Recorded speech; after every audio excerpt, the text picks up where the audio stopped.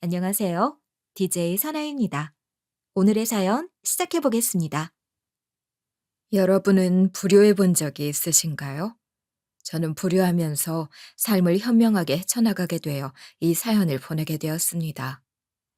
도대체 무슨 일이 있었길래 그랬는지 궁금하시다면 제 이야기를 끝까지 들어주세요. 저는 아들 하나, 딸 하나를 둔 50대 여성인데요. 우리 집은 잘 사는 편인데 시댁은 평범해요. 그도 그럴 게 저는 회사 대표고 남편은 우리 회사 직원이었거든요. 같이 일한 지는 한 7년 정도 됐죠. 남편이랑 원래부터 같이 일했던 건 아니었어요. 남편이 결혼 전부터 다니던 회사가 있었는데 낙하산이 들어온 거예요.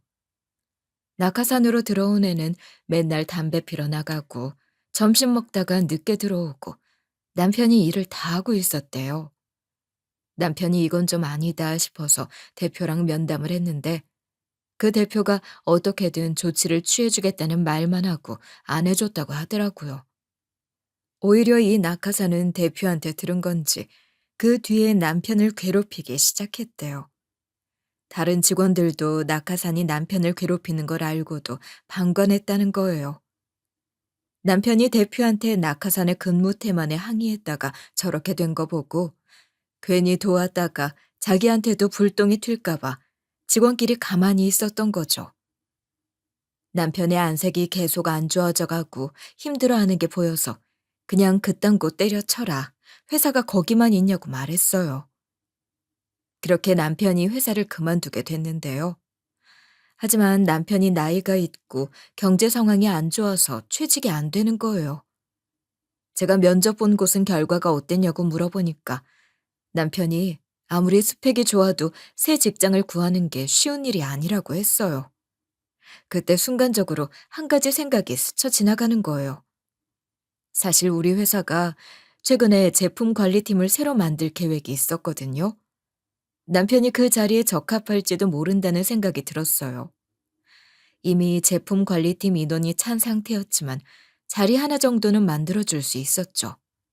그래서 남편에게 말했더니 남편이 그렇게 해주면 너무 좋을 것 같다고 했어요. 그 뒤로 남편이 제 회사에서 직원으로 들어와서 근무하게 된 거예요. 남편이 입사한 뒤로 다른 직원들보다 더 열심히 일하고 성과도 잘 냈어요. 그러면서 남편이 자기가 다녔던 회사 중에서 제일 잘 맞고 좋다며 원래부터 저한테 잘하기도 했었는데 저랑 친정 식구들한테 더 잘하려고 했어요. 특히 우리 남편이 친정 엄마한테 정말 잘했죠. 우리 아빠는 예전에 고혈압으로 갑자기 쓰러지시더니 심장마비로 돌아가셨어요. 그래서 혼자 살고 계셨는데 적적해 하시는 우리 엄마를 저보다 더 잘 챙겼는데요. 엄마가 혼자 살고 계시니까 자주 찾아가자고 하고 같이 밥도 자주 먹었어요. 엄마가 식물을 좋아하셔서 화분을 많이 키우시는데 남편이 화분 선물도 해드리고 허리랑 무릎 아파하는 엄마를 위해 분갈이를 대신 해준 적도 있었죠. 게다가 엄마 나이대에는 건강검진을 정기적으로 받아야 한다며 병원에 모시고 가서 검사받게 한 적도 있었는데요. 그렇게 화목하고 걱정 없을 것 같은 우리 가족이지만 자연의 섭리까지는 막지 못했어요. 우리 엄마가 결국 치매 초기 진단을 받으셨기 때문인데요. 남편이 그 소식을 듣고 뇌 건강에 좋은 음식을 사서 자주 보내드렸어요. 남편이 치매에 뭐가 좋나 막 검색해보고 생선이 오메가3가 풍부해서 좋다고 하니 생선 보내고 견과류가 비타민 E가 많다고 들었다고 견과류도 보냈죠. 그리고 주말마다 친정엄마 보러 가자고 해줘서 참 고마웠어요. 저도 남편이 하는 만큼 잘했는데요. 시부모님께 영양제 보내드리고 시댁에도 자주 들리려고 노력했어요. 남편이랑 같이 엄마한테 영양제나 생선, 견과류 이런 것들 보내고 주말마다 가서 음식해서 다 같이 식사하고 그랬죠. 하지만 친정 엄마의 치매 증상이 점점 심해졌어요. 남편이랑 같이 집에 있는데 갑자기 전화가 와서 받아봤거든요. 근데 전화를 건 사람이 경찰이라고 얘기하면서 어머니께서 길을 잃으셔서 경찰서로 오셨다고 하는 거예요. 어디 경찰서에 있다 말씀해 주셔서 남편이랑 같이 경찰서로 가봤는데요. 엄마가 장을 보러 나갔다가 길을 잃었다는 거예요. 그전에는 그냥 깜빡깜빡 하는 정도라서 연락 자주 드리고 주말마다 집에 갔었는데 이렇게 갑자기 증상이 심해지다니 충격이었어요. 그날 엄마를 우리 집으로 모시고 와서 일단 며칠 같이 지내기로 했는데요. 그렇게 지내고 있는데 남편이 저한테 갑자기 이런 제안을 하는 거예요. 여보, 이렇게 잠깐 모시지 말고 장모님 모시고 아예 같이 살자. 지금 살고 있는 집은 좀 좁으니까 장모님이 살고 계시던 집 팔아서 이사를 가게. 남편이 이러길래 집 큰 게 부담스럽고 청소하기도 번거로워 이사를 간 게 좀 후회되더라고요. 애들이 성인이 되고 나서 둘 다 자취하고 있으니 집이 넓을 필요가 없잖아요. 부부 둘이서 살 만한 집으로 평수를 줄여서 이사를 했거든요. 그런데 남편이 이런 상황에서 먼저 엄마를 모시자고 하다니 너무 감동받아서 이렇게 말했었죠. 나도 솔직히 엄마 모시고 살고 싶었거든. 근데 애들 전부 다 출가시키고 여유롭게 살고 있는 상황에서 당신한테 엄마 모시고 살자고 하려던 게 미안했어. 근데 당신이 먼저 모시고 살자고 해서 고마워. 이렇게 저희 부부가 원래 있던 돈이랑 친정집 한 돈을 보태서 50평 아파트를 산 다음에 거기서 엄마를 모시기로 했는데요. 그래서 이사할 준비를 하고 있는데 초인종 소리가 들리는 거예요. 인터폰을 확인해 보니까 어머님이시길래 갑자기 무슨 일로 찾아오셨지 싶었죠. 전 당연히 바로 현관문을 열어드리고 어머님 어쩐 일이세요? 한마디 했거든요. 그런데 시어머니께서 이런 식으로 노발대발하기 시작했어요. 아들한테 새 집 샀다는 소식은 들었다. 나도 전에 남편 때문에 치매 걸린 시어머니를 모시고 산 적이 있었는데 그때 고생했던 기억이 있어. 그런데 그 힘든 일을 내 아들이 한다고 생각하니까 가만히 있으면 안 될 것 같더라. 나는 아무리 힘들어도 자식들한테 같이 살자는 말 안 할 건데 너희도 그렇게 해야지. 지금 갑자기 사부인 모시고 산다는 게 말이 되는 거니? 어머님이 이러시면서 자기한테 어떤 이런 방구도 없이 이러는 게 어이가 없대요. 아니, 어머님이랑 같이 사는 것도 아니고 부부끼리 결정한 일인데 어머님께 허락을 받아야 하나요? 좀 황당했지만 누군가를 모시는 게 쉬운 일도 아니고 저희 사이가 안 좋아질까봐 이러시는 것 같아 이렇게 최대한 좋게 말씀드렸어요. 남편이 먼저 모시고 살자고 제안한 거고요. 남편과 충분히 상의한 후에 함께 결론 내린 일이에요. 제가 무작정 모시고 살자고 우긴 거 아니니까 걱정하지 마세요. 제가 이러면서 어머님께서 우려하는 일은 전혀 생기지 않을 거라고 했거든요. 그런데 시모가 이렇게 대꾸하면서 저를 천하의 악녀로 만드는 거예요. 치매 걸렸으면 시설에 넣을 생각을 해야지 뭘 모신다고 하는 거냐. 나라고 몸 안 아픈 줄 알아? 나이 들면 다 아프다. 근데 넌 나 신경도 안 써놓고 네 엄마만 챙기는 건 무슨 경우냐. 그리고 사부인을 모시고 살기 전에 나랑 상의를 하고 해야 하는 거 아니야? 우리 아들은 무슨 죄를 지었길래 치매 걸린 노인네를 모시고 살아야 하는데? 어머님이 이러시면서 저같이 뻔뻔한 며느리는 처음 본대요. 웬만하면 좋게 넘어가려고 했는데 어머님이 싸우자는 듯이 구시니까 저도 이런 식으로 이야기할 수밖에 없었죠. 어머님이 치매에 걸렸어도 이랬을 거예요. 어머님이 아플 때마다 제가 병간호도 해드렸는데 무슨 소리 하시는 거예요? 어머님 병간호 해드릴 때는 해드리는 게 당연한 거니까 상의도 안 하고 바로 했었어요.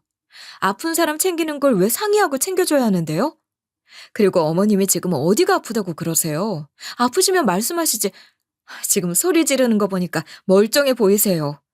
제가 이러면서 어머님이 아프시면 당연히 모시자고 할 거라고 덧붙였는데요. 그니까 시모가 저한테 얼척없다는 듯이 웃음을 흘리면서 이러시는 거예요. 네가 회사 대표면 다냐? 우리 아들이 네 밑에서 일하니까 노예로 보여? 만만하게 보여서 네 엄마 수발 들게 만드는 거냐? 우리 아들 그런 취급하지 말아라. 우리 아들이 눈치가 보여서 네 엄마 모시겠다고 한 거 다 안다. 어머님이 이러면서 우리 아들이 너무 착해서 문제다 이러시더라고요. 그래서 제가 이런 식으로 정색을 하며 한마디 했어요. 남편 노예로 본 적도 없고 만만하게 본 적도 없어요. 남편이 제 눈치 본 적도 없고요. 어머님 원래 이런 분 아니었는데 왜 이렇게 변하셨어요? 다른 사람 같아요. 옛날에 그런 과거가 있어서 트라우마로 남으신 것 같으니 이해는 해보겠는데 말씀하시는 게 너무해요. 제가 한마디도 지지 않고 조목조목 따지니까 시모가 너무 열받아 했죠. 어머님이 씩씩대면서 이런 식으로 막말을 하시는 거예요. 우리 아들 고생시키기만 해봐라. 만약에 우리 아들이 사부인 모시다가 힘들다고 하소연하면 이혼시킬 거다. 내가 진짜로 네 이혼시키나 못 시키나 한번 두고 보자고. 시어머니께서 이러셔서 저도 뭐라 하려고 했는데 제가 반박할 틈도 없이 어머님이 집을 박차고 나가버리셨어요. 어머님이 이렇게 깽판을 놓으셨으니까 당연히 남편한테 이야기했죠. 시어머니께서 엄마 모시기로 한 거 다 들었다면서 남편 고생시키지 말라고 했다고 했는데요. 그니까 남편이 제 어깨를 토닥이면서 이러는 거예요. 내가 전화로 잘 이야기했는데도 그러시네. 엄마가 예전에 할머니한테 시집살이를 너무 당해서 그러신 것 같아. 내가 다시 잘 말해볼 테니까 너무 신경 쓰지 말자. 게다가 우리 이미 집을 산 상태라서 어쩔 수 없잖아. 남편 말대로 시모가 뭐라 하든 말든 이미 집은 산 상태라서 남편이랑 제가 엄마를 모시고 아파트에 들어갔죠. 근데 막상 같이 살아보니까 너무 힘든 거예요. 밥 차려놓으면 친정 엄마가 맛없다고 투정 부리고, 그래서 조금은 드셔야 한다고 한 숟가락 떠서 먹이려고 하면 식탁 없고 밥그릇 던지는 건 기본이었어요. 식사 때뿐만 아니라 다른 일상에서도 조금이라도 마음에 안 드는 게 있으면 옆에 있던 물건을 집어서 휘두르곤 했는데요. 어느 날은 우리 보고 누구냐고, 왜 자기 집에 있는 거냐고 내쫓으려고 했어요.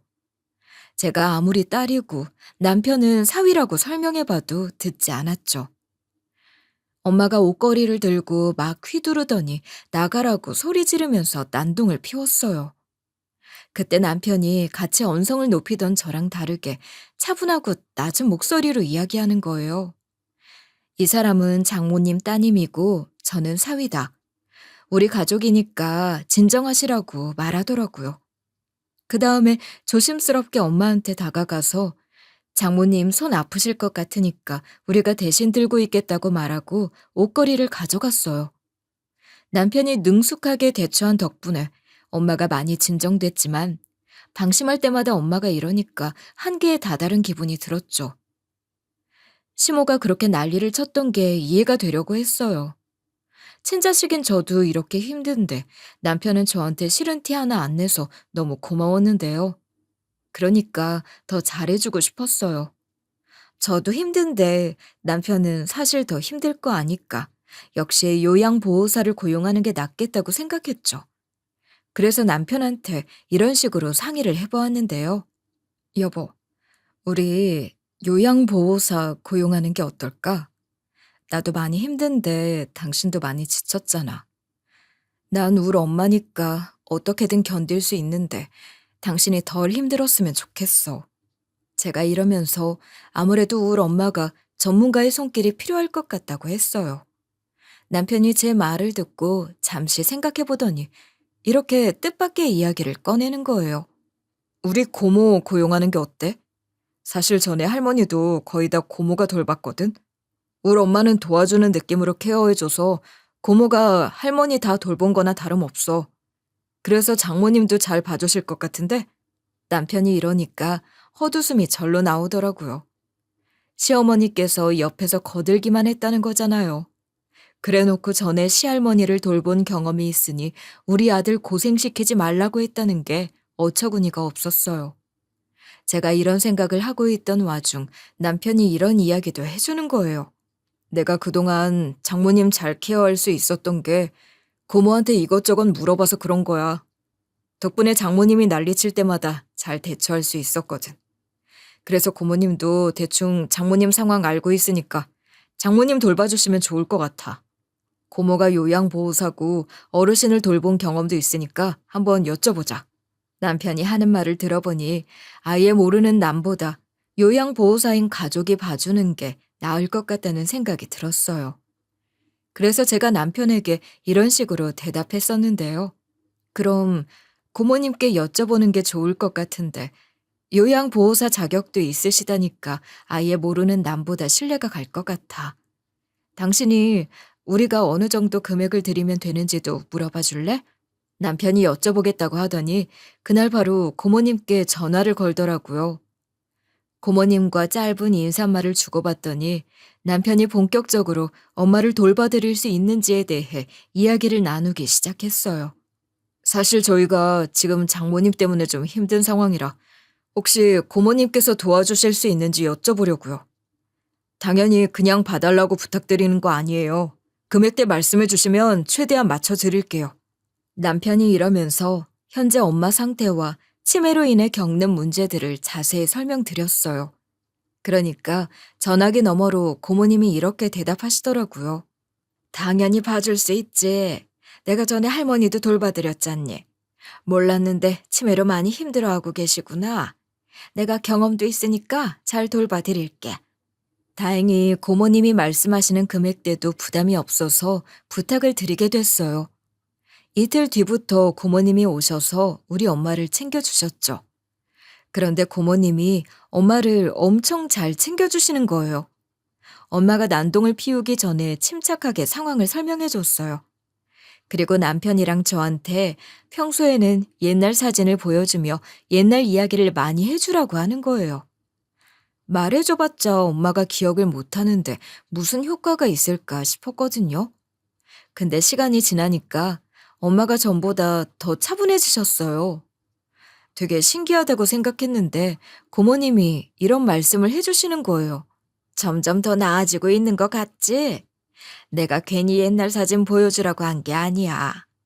요양보호사 공부할 때 강사님이 말씀해 주신 내용인데 옛날 독일 양로원에서는 치매를 앓고 있는 노인들에게 옛날에 쓰던 물건을 보여주거나 옛 추억을 떠올리게 만드는 환경을 조성하면서 치매 노인들 상태를 개선했다고 하더라고. 그때 들은 내용을 바탕으로 한번 해봤는데 생각보다 효과가 있네. 고모님이 이러시면서 물론 그렇다고 해서 예전에 엄마로 돌아온 건 아니었지만 도움이 많이 된 것 같다고 하셨어요. 그 뒤로 엄마가 고모님을 잘 따르게 됐는데요. 엄마가 갑자기 나가겠다고 뗐을 때마다 고모님이 말리면 조용해지더라고요. 덕분에 남편이랑 제가 회사 일에도 더 집중할 수 있게 된 게 너무 감사해서 엄마 모시는 동안 선물도 이것저것 챙겨드리고 기본 수당 외로 용돈도 더 챙겨드렸어요. 그런데 치매가 사람이 잘 돌봐준다고 낫는 병은 아니잖아요. 저런 방법도 일시적인 개선 방법일 뿐이지 치매를 멈추게 만들거나 낫게 만드는 건 아니니까요. 결국 다시 상태가 나빠지기 시작했고 나날이 엄마 치매가 심해졌어요. 그래도 고모님은 짜증 한 번 안 내고 모든 걸 받아주시는 거예요. 엄마가 또 밥 투정을 하며 손에 잡히는 대로 집어 던지시는데 고모님이 나무를 맞으셨어요. 그때 너무 죄송스러워서 막 닦아드리고 괜찮냐고 물어보는데 고모님이 애써 웃으면서 괜찮다고 해주시더라고요. 그리고 더러워진 옷차림 그대로 엄마를 진정시켜드리는데 너무 감사했죠. 그러던 어느 날 엄마가 고향에 가고 싶다고 엄청 고집을 피우기 시작하는 거예요.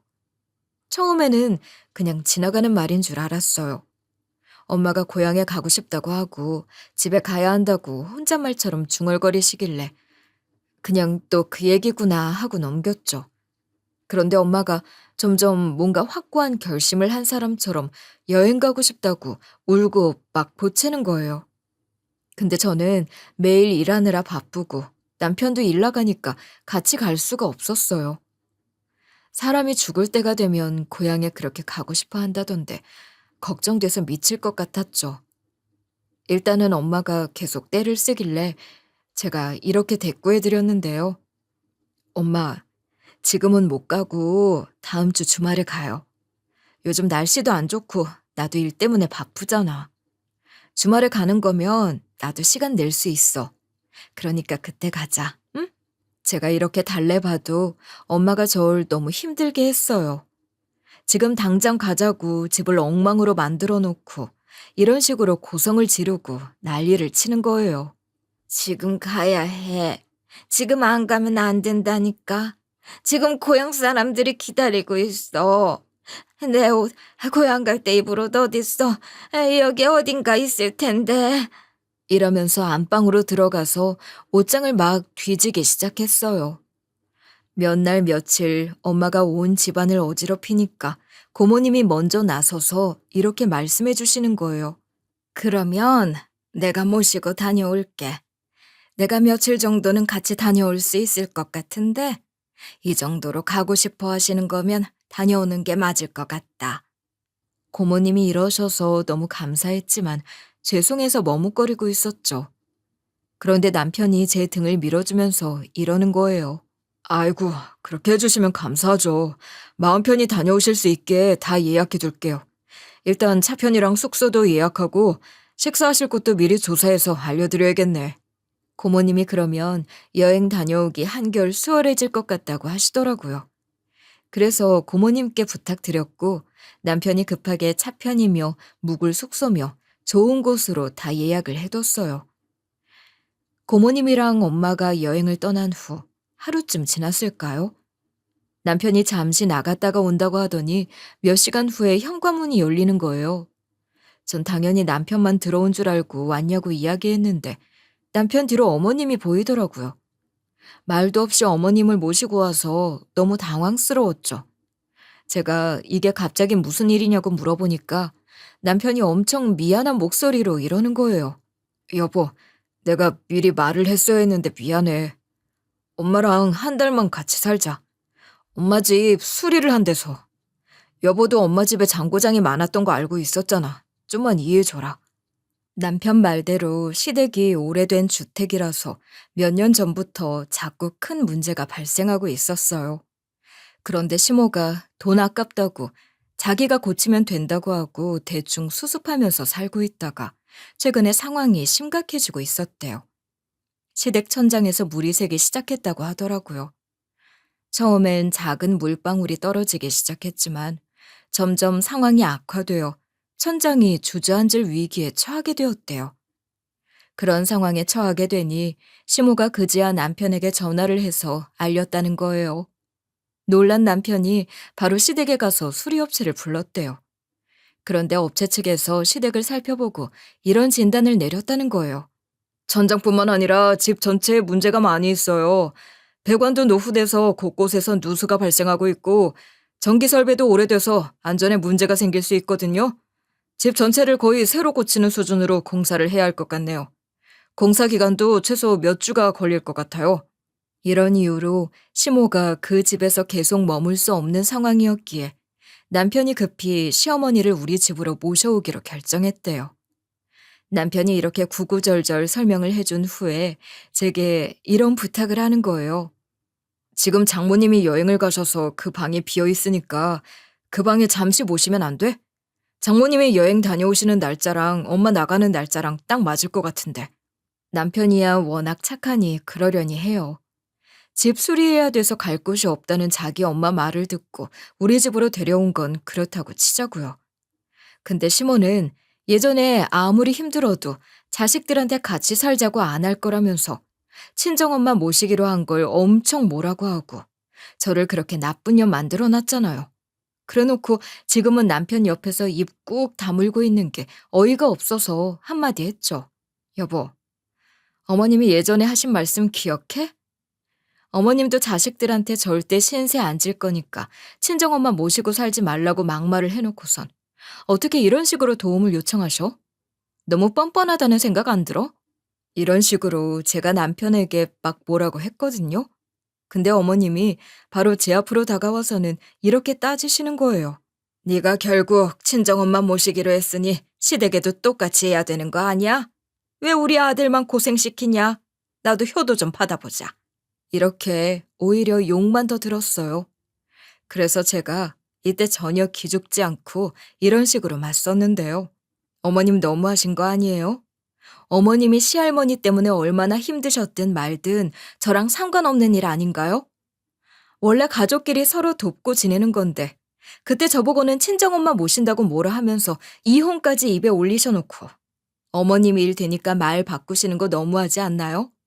어머님이 자꾸 이러시면 남보다 못한 사이가 될 것 같은데요?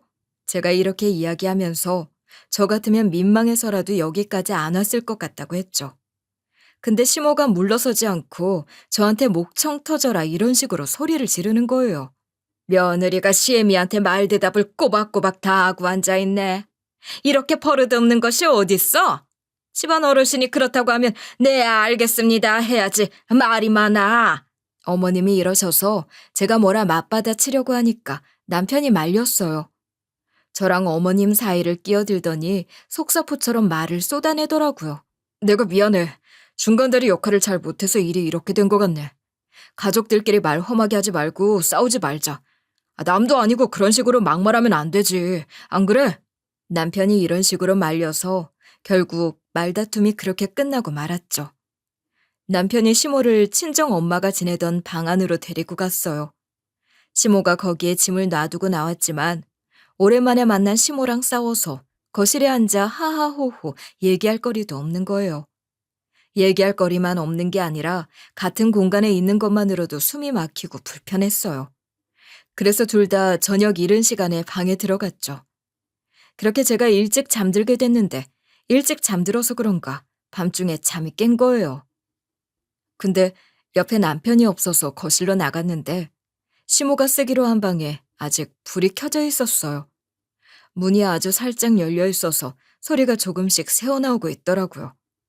딱 봐도 시모가 남편한테 제 욕을 하고 있겠다 싶어서 슬쩍 들으러 갔죠.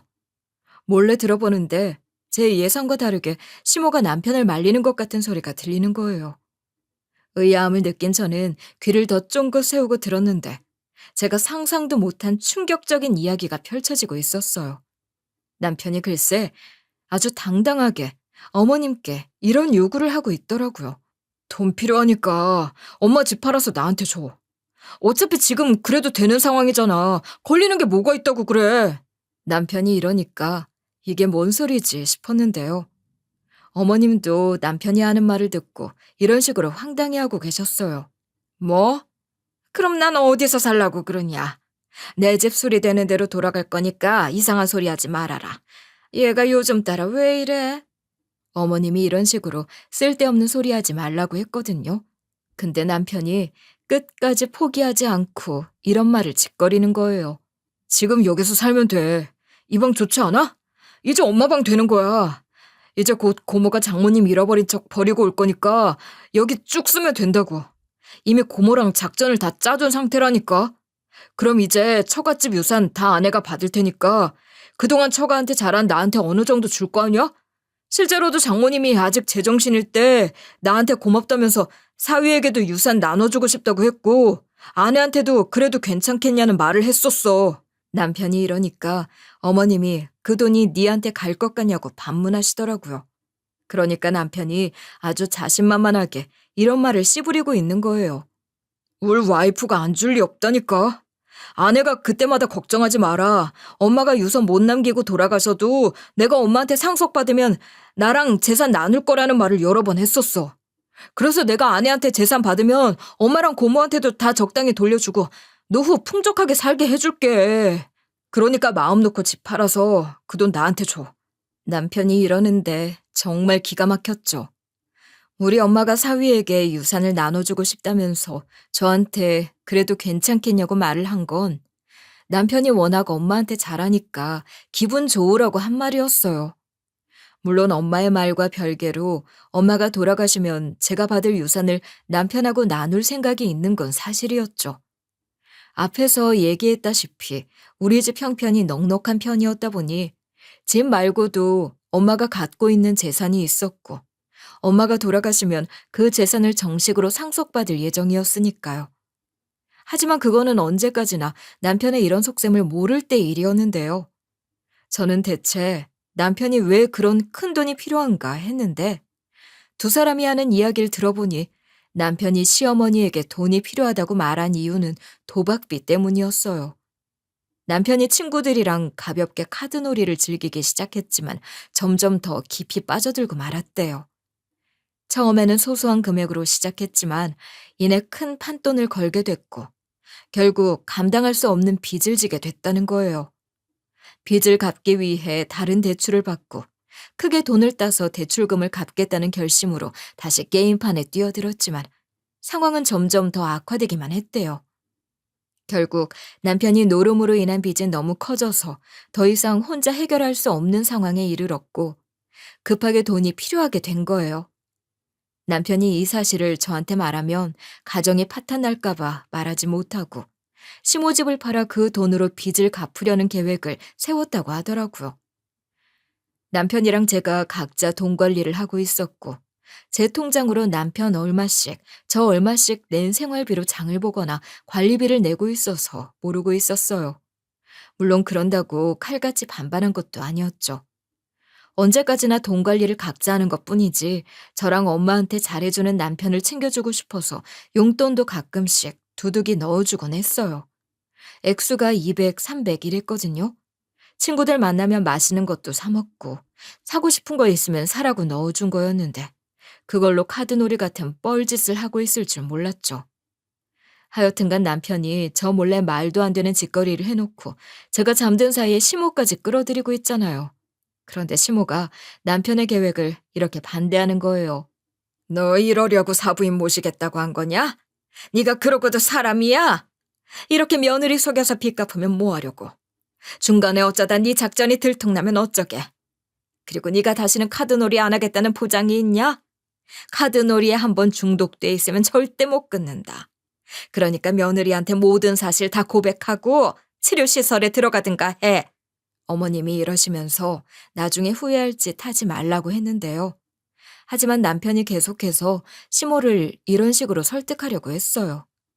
엄마, 나도 알고 있어. 내가 잘못된 선택을 했다는 걸. 하지만 지금 이 방법밖에 없어. 내가 이 빚을 갚지 않으면 이혼당할 거라니까? 엄마 집만 팔면 해결되는 문제고 또 처가 식구들이 날 예뻐하니까 나한테 뭐라도 떨어질 거 아니야. 그 돈 나 혼자 먹는 것도 아니고 엄마한테도 두둑하게 챙겨줄 거라니까?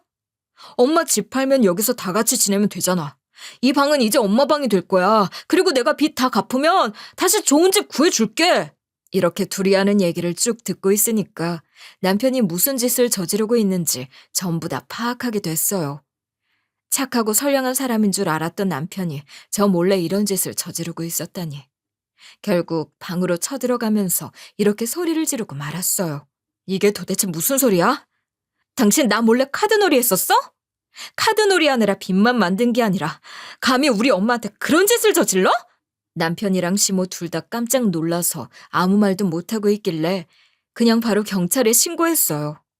남편이 그때서야 제정신을 차렸는지 이런 식으로 막 성질을 내는 거예요. 여보, 잠깐만 신고하지 말아봐. 나랑 대화도 안 해보고 이러는 게 어딨어. 다른 사람도 아니고 나 당신 남편이야. 갑자기 왜 이러는 거냐고. 남편이 이러면서 제 전화기를 뺏으려고 했지만 그때 시모가 기를 쓰고 남편이 제 전화기를 뺏지 못하도록 막았죠. 어머님이 진땀을 흘리면서 온몸으로 남편을 밀어내며 이러셨어요. 며느라, 내가 붙잡고 있으니까 빨리 신고해라. 저 방 안으로 들어가서 문 잠가버려. 얼른 아들이 쫓아가서 핸드폰 못 뺏게 해. 어머님이 이렇게 막고 있을 동안 재빨리 다른 방으로 들어가 문을 잠가버렸어요. 아무래도 노인이 건장한 남자를 막는 데는 한계가 있기 때문에 남편이 시모를 뿌리치고 문을 두드렸지만 아슬아슬하게 제가 방문을 이미 잠근 후였는데요. 그때 112를 재빨리 눌러서 전화를 건 다음에 이렇게 말해버렸죠. 남편이랑 고모가 치매에 걸린 친정엄마랑 여행 가겠다고 해놓고 밖에 버린 것 같거든요.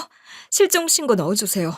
저희 엄마가 어느 지역에 있고 예약했던 숙소도 전부 다 알려드릴게요. 이러면서 엄마가 간 지역이랑 예약했던 숙소 주소를 말씀드렸는데요. 제가 이렇게 신고하고 다시 방 밖으로 나왔죠. 그니까 남편이 제 팔을 붙잡은 채로 이렇게 하소연하는 거예요. 어디서부터 뭘 들은 건진 몰라도 당신이 지금 오해하고 있는 거야. 당신도 나 그런 사람 아닌 거 알고 있잖아. 나 진짜 억울해. 남편이 이러면서 진지하게 대화 좀 해보재요. 아무래도 시간을 끌어서 어떻게든 저를 구워 삶으려는 것 같더라고요. 그래서 제가 남편을 흘겨보면서 이렇게 대꾸했었는데요. 나는 신고 처리할 생각 없으니까 조용히 해. 이제 곧 경찰 올 거니까 경찰 조사 끝나고 보자. 그 후에 이야기 나눠도 되는 거잖아? 남편이 그동안 제가 잘못 들은 거라고 계속 저를 설득하려고 했어요. 그러다가 몇 시간 후에 경찰한테 전화가 왔죠. 전화를 받아보니까 경찰이 이렇게 제게 보고를 해주시는 거예요. 신고자분이 알려주신 숙소로 가보니 그 숙소엔 고모님만 있으시더라고요.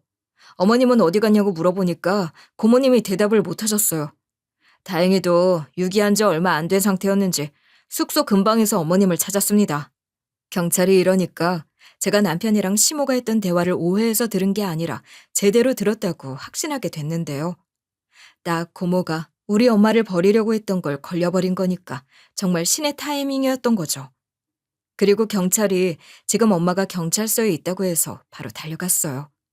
엄마한테 별일이 없어서 다행이었지만 엄마가 겁에 질려서 벌벌 떨고 있는 걸 보고 화를 참을 수가 없었는데요. 그래서 바로 변호사를 만나서 남편이랑 고모님을 고소할 준비를 했어요. 남편이랑 고모님이 우리 엄마를 내버리려고 했으니 유기죄에 해당될 거래요. 동시에 이혼 소송 준비도 했어요. 그리고 집으로 가서 남편 짐을 전부 다 문 밖으로 던져버렸죠. 그러니까 남편이 저한테 매달려서 이런 식으로 사정하는 거예요. 여보, 이러지 말고 대화를 좀 해보자. 내가 진짜 미안해. 여보가 지금 뭔가 오해하고 있는 거라니까. 우리가 진짜로 장모님한테 그런 짓을 하려던 게 아니고. 남편이 이렇게 변명을 쭉 늘어놓는데 제가 말을 확 끊어버렸어요. 그리고 제가 이런 식으로 선을 그어버렸죠. 난 당신 용서해줄 생각 없어. 이혼할 거고 당신도 해고시킬 거야. 난 당신하고 할 이야기 없으니까 재판장에서나 이야기하자. 여기도 내 집이니까 나가. 이러고 나서 남편을 맨몸으로 내보내버렸어요. 전 집에서 제가 가지고 있는 집 계약서, 보험 서류, 기타 중요한 문서를 다 체크했죠. 애초에 집은 친정집 판돈과 제가 가지고 있는 돈으로 산 거라서 제 명이었어요. 그리고 집을 살 때 들어간 제 돈도 다행히 특유 재산이었거든요. 제가 가지고 있던 돈 중에 우리 아버지가 돌아가셨을 때 제 몫으로 상속해 주신 돈을 쓴 거였어요. 만약 결혼기간 이후 형성된 제 재산을 집을 사는 데 썼다면 아주 조금의 비율이라도 남편한테 분배될지 모르는 열불나는 상황이었을 텐데 둘 다 특유재산으로 구입한 비용이었으니 천만다행이었죠. 남편 명의로 넣어두고 돈을 제가 내는 보험들도 있었지만 이건 계약 사항을 읽어보니 몇 달 이상 체납하면 자동 해지되는 형태의 보험이라 그냥 놔둬도 될 것 같았어요.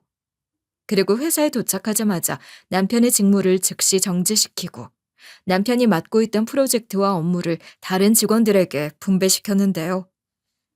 마지막으로 남편이 가지고 있던 회사 제공 차량과 법인카드를 모두 회수했어요.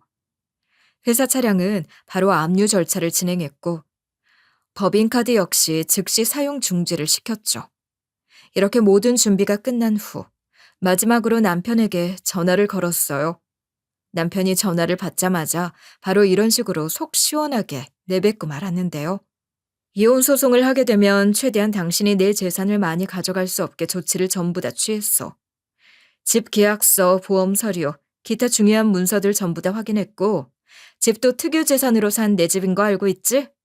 당신도 해고시키고 회사 제공 차량 압류하고 법인카드도 사용 중지시켰으니까 그렇게 알아.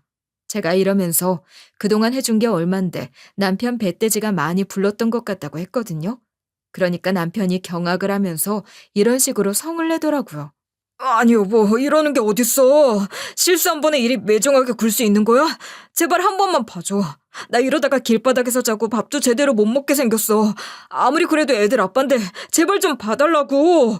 남편이 화를 내놓고 끝에는 미안하다, 잘못했다 빌빌거리는 거예요. 그래서 제가 침착하게 이렇게 대꾸하고 말았어요. 네가 나 몰래 카드놀이하고 우리 엄마한테 그런 짓을 했으니까 이런 참교육을 받는 거야. 나는 네가 다시는 내 인생에 발을 들이지 못하게 할 거니까 그렇게 알고 있고. 이제 나랑 직접 대화할 일은 없을 거거든? 남은 이야기는 법정에서 내 변호사랑 같이 하자.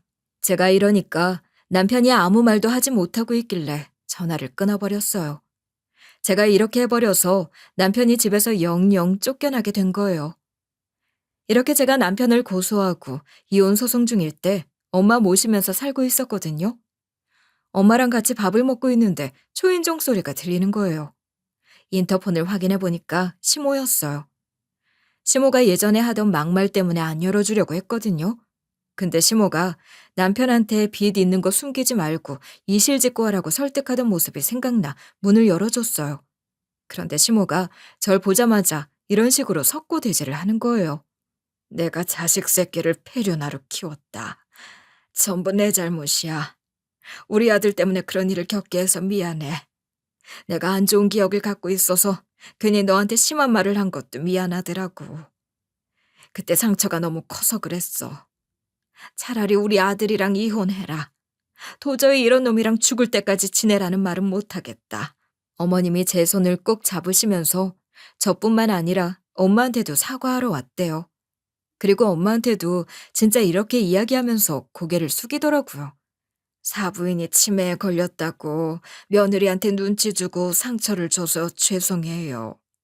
게다가 우리 아들이 여행 보내주는 척, 사람 좋은 척 해놓고 그딴 짓을 저질러서 죄송합니다.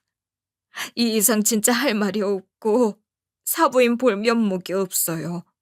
엄마는 치매에 걸린 상태셔서 무슨 말인지도 모르는 것 같았지만 우리 엄마한테까지 진심으로 사과하다니. 시모는 저한테 시집살이는 시켰어도 최대한의 인간적인 도의와 기본적인 통념은 있었던 사람이었던 거죠. 그래서 제가 시모 사과를 받아줬더니 어머님이 이러시는 거예요.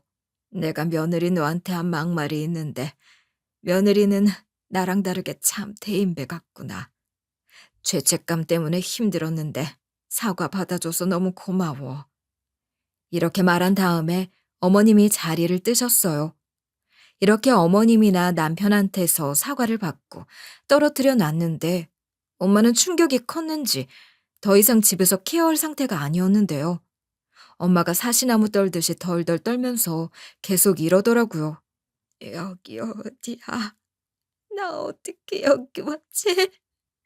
당신들 누구야? 나 집에 데려다줘. 내가 짐이야. 다들 나 때문에 힘들다고 했어. 내가 없어야 편해진대. 난 쓸모없어. 난 버려져도 싸. 사위가 그랬어. 사위가 나 같은 건 바다에 던져버려야 한다고. 제가 아무리 이제 남편이랑 고모 없다고 말해도 소용이 없었어요. 자다가도 벌떡 일어나서 버리지 말라고 소리치니까 저도 어떻게 못하겠더라고요. 그래서 친구들한테 상담을 해봤는데 차라리 전문 시설에 보내서 치료를 받게 하는 게 나을 것 같대요. 요양병원에 입원한 다음에 거기서 정서적으로나 심리적으로 치료 도움을 받고 1대1 케어 혹은 집중 케어를 받아 안정을 취하는 게 나을 것 같다고 해서 그렇게 하기로 결정했어요. 결국 요양병원을 보내드린 다음에 앞으로 자주 찾아뵙고 잘해드리려고 했죠. 애들한테도 제가 겪은 일을 전하게 됐는데 사실 전 이걸 애들한테 어떻게 말해야 하나 엄청 고민이었는데요. 근데 남편이 일을 치는 바람에 아들한테 먼저 연락이 왔더라고요. 제가 전화를 받자마자 아들 녀석이 거의 기겁을 하면서 이런 이야기를 꺼냈거든요. 엄마, 아빠가 찾아와서 돈을 빌려달라고 이야기했는데 눈빛이랑 얼굴이 어딘가 아픈 사람처럼 퀭하고 무서웠어. 내가 아빠한테 대체 이게 무슨 일이냐고, 아빠 상태가 왜 이렇게 된 거냐고 물어봤거든? 그런데 아빠가 어떤 설명도 해주지 않고 돈만 달라고 하는 거야. 돈이 없어서 빌려주진 못했지만 아빠가 끝까지 엄마랑 할머니한테 말하지 말라고 당부의 말을 하고 가서 어떻게 해야 할까 고민하고 있었어. 그런데 이런 고민을 하고 있던 와중에 딸이 아들한테 연락해서 오빠, 오빠한테도 아빠가 찾아왔어? 라고 했대요. 그래서 딸이랑 아들 둘 다 아빠 상태를 이야기하면서 쎄한 느낌을 받았다는 거예요. 아들이랑 딸이 고민 끝에 그래도 엄마랑 할머니한테 말하는 게 좋을 것 같아 저한테 말하게 된 거라고 하더라고요. 아들은 저한테 연락하기로 했고 딸은 시모한테 연락하기로 했었는데 시모는 연락이 계속 안 되고 있대요. 제가 그때 아빠가 왜 그런 행동을 하게 됐는지 설명을 하면서 그동안 있었던 일들을 털어놨어요. 당연히 아들이 제가 하는 말을 듣고 경악을 했죠. 아들이 아빠가 그런 사람인 줄 몰랐다고 하길래 어머님께 전화를 해봐야 하니 일단 끊어보라고 했어요. 그렇게 아들과 하던 통화를 끊고 나서 시모한테 전화를 걸어봤는데요. 다행히 어머님이 바로 전화를 받으셔서 제가 이렇게 물어봤어요. 애 아빠가 애들을 찾아가서 돈을 달라고 했나 보더라고요. 근데 애 아빠 꼴이 말이 아니라서 애들이 놀라는 바람에 저는 물론 어머님한테도 전화를 했대요. 근데 어머님이 전화를 안 받으셨다고 해서 무슨 일 있나 연락해봤어요. 어머님 괜찮으시죠? 제가 이렇게 걱정하니까 어머님이 민망한 웃음을 흘리셨어요. 그러면서 어머님이 이런 말씀을 해주시는 거예요. 며느리 너한테 참 미안해서 손주들 연락을 못 받았어. 애들이 뭐라 할까봐 무섭기도 하고, 만약에 애들이 아무것도 모른다면 모른 척 하기도 그렇고, 얘기를 하기도 좀 그랬지. 그래서 연락을 피했는데 미안하네. 그러면서 시모도 남편을 손절했다는 거예요.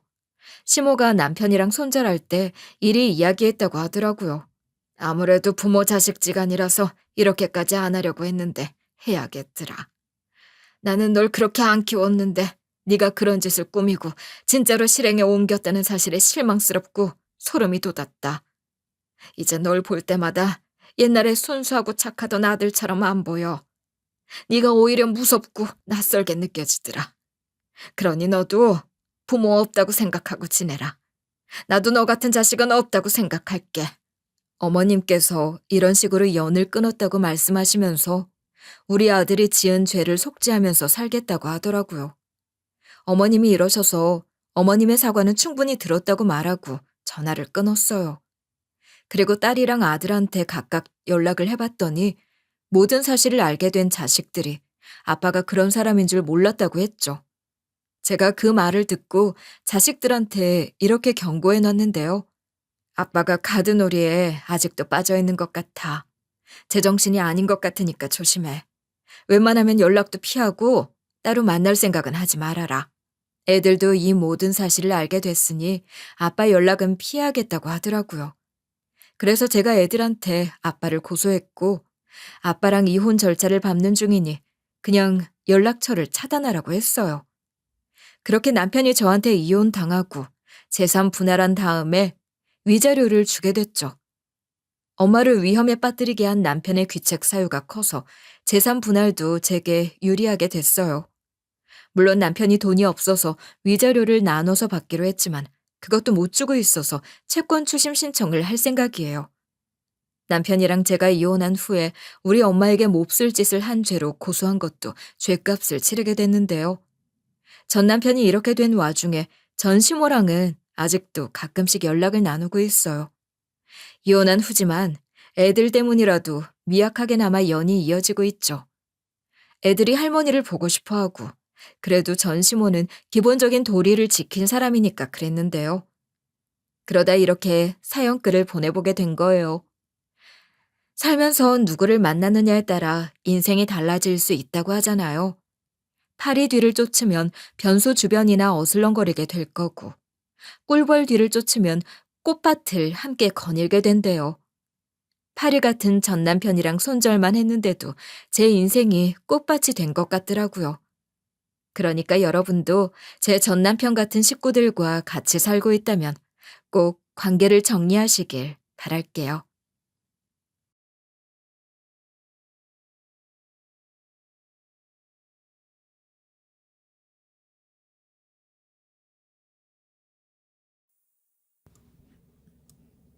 안녕하세요. DJ 현희입니다.